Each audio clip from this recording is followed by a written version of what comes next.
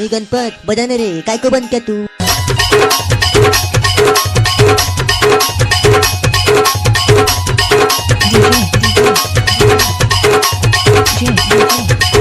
आप लोग सुन रहे हैं मिक्स बाय प्रीतम धुर्वे।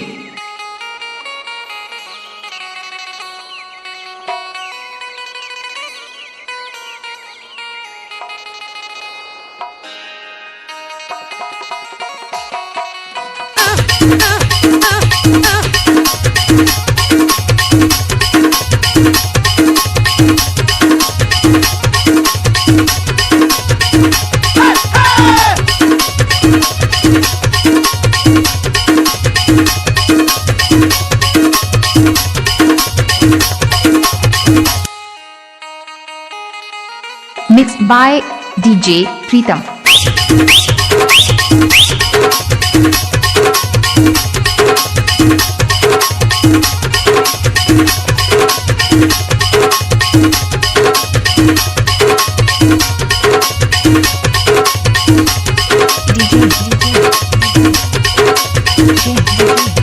आप लोग सुन रहे हैं मिक्स बाय प्रीतम धुर्वे।